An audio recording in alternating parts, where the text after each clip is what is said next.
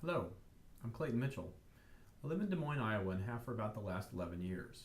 I have a wonderful and supportive family of my wife and two children, 12 and 9 respectively, who are extremely intelligent and bright, which has their own problems.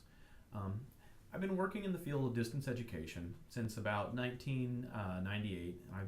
During that time, I've been the assistant director of a language center, a WebCT course trainer, and I'm currently the director of the Jane Evans Language Center and educational technologist at Drake University. I'm a technical person, so I understood computers and systems. And before starting the MET program, part of what I'd done in my career was a systems administrator for Moodle, Mahara, Adobe Connect, WordPress, and various blog and portfolio platforms. So I also worked directly with college students, explaining how to use those platforms. So consequently, I thought of educational technology from the perspective of those systems. Choose the right tool, and the task of the lesson will work itself out. So one of the largest frustrations that I encountered when working with faculty and students in that capacity was not seeing the excitement that I felt for technology in them. So I had a very hard time conveying my enthusiasm for technology to the people I supported. What I felt was that the people who were successful with technology were the ones that, quote unquote, got it. I needed to understand what it was and how people and why people did or did not get it. So this was my impetus for starting my Master's of Educational Technology at Boise. How could I understand people's needs better and subsequently help them along their educational path? The following examples of what I put forth in this video are what I discovered during my journey in the MET program. So in these artifacts, what I want to talk about is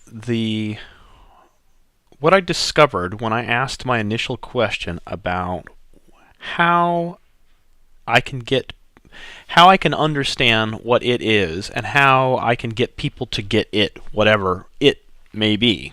Okay? And so in 504, what I did is that I asked the question, I've been in institutions where we've adopted technology, and some adoptions have been successful, and in other institutions where we're trying to adopt the exact same technology, it hasn't been successful. And I never understood why that was. And so in 504, I started to do a research project that looked at the relationships between the communities of practice and the effects upon educational technology adoption.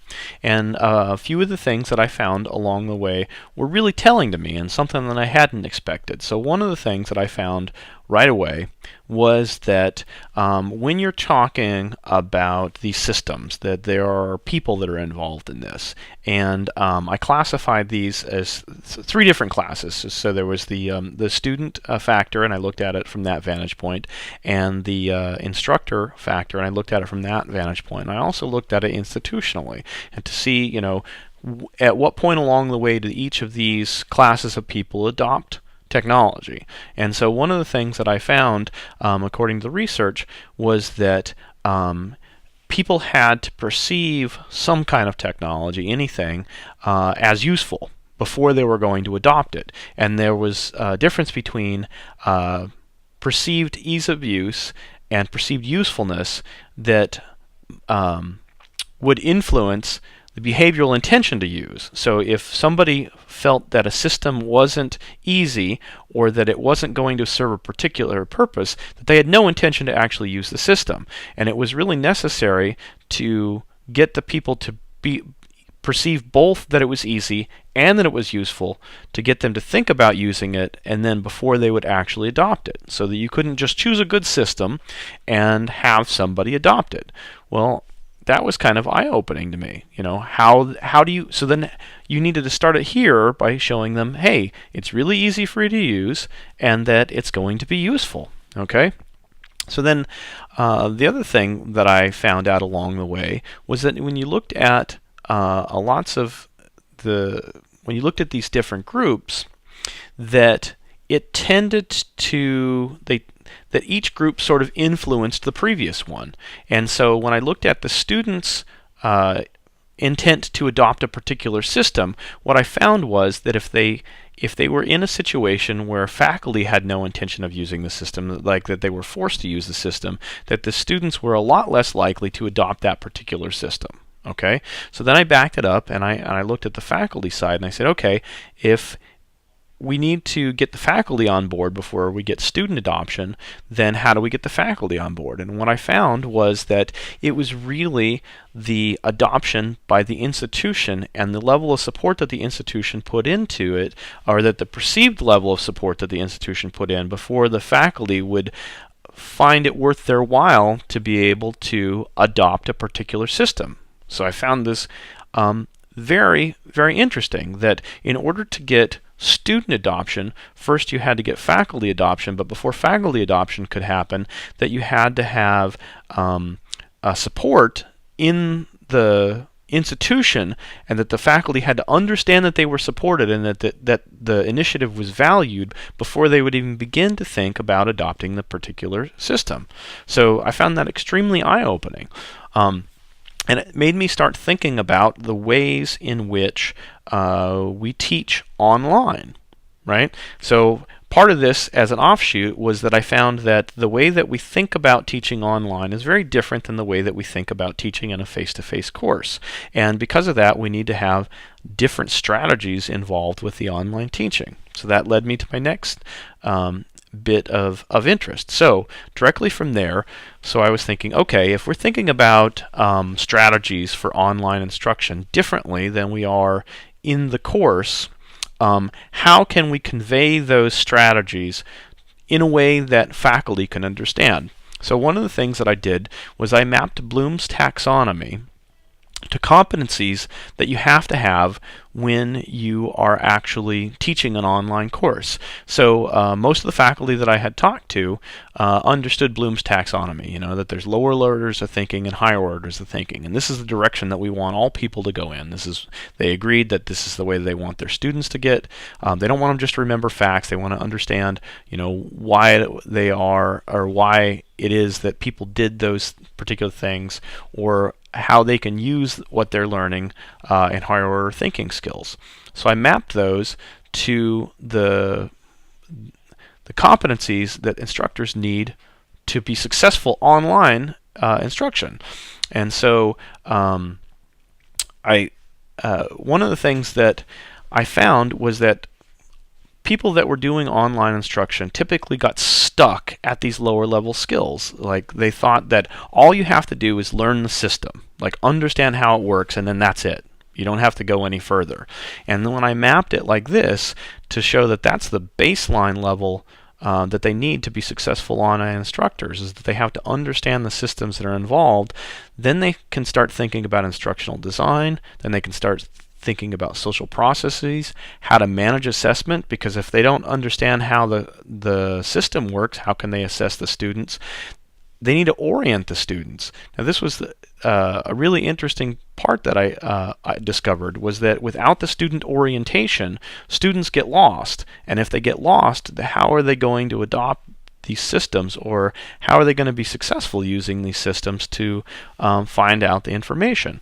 Once the students are oriented, then you have to understand how they work institutionally within the system, and then ultimately, because I was looking at it from the perspective of college instruction, how the pedagogy of adult learners factored into that whole process, because adult learners think about things in a much different way. So once I mapped it like this, then I was able to think about how I can adopt the way that I had been instructing faculty with the use of educational technology. So that led me directly to the project that I did in 554. So what I did in this was I took the tenets that I had set out in the previous image about mapping Bloom's taxonomy to the skills necessary for online instruction, and I applied them to this particular project. And so one of the things that is going on here is that I started using the idea of instructional design, where you can start out more broadly, you have very specific goals, okay, and then you narrow it down, and then finally you have a very targeted instruction at the faculty. And so this particular assignment was about how you can use how you can convey the use of Moodle as a course management tool effectively to your students. Okay, so this was targeted at the faculty who are using Moodle as a teaching tool.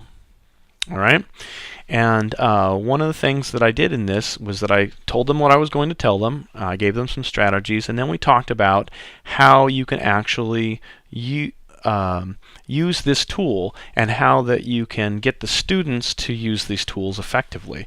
One of the really important things that I found in this was without student orientation, if students weren't aware on how they could actually complete a task, they were not very likely to complete it. Okay, and it was interesting to me that I found that I had to make sure that I instructed the instructors to do this regularly for every task at hand. Now, this is something that grade school instructors do all the time, right? Even though they're not using an LMS, they're using orienting language like pay attention or this is going to be on the test.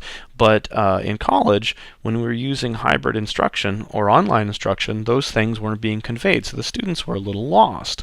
And so I made sure to point out during this lesson that it's important to show the students where to go, how do they log in, like all the things that are really basic tenets of using an LMS and not assuming things that the students know how to do.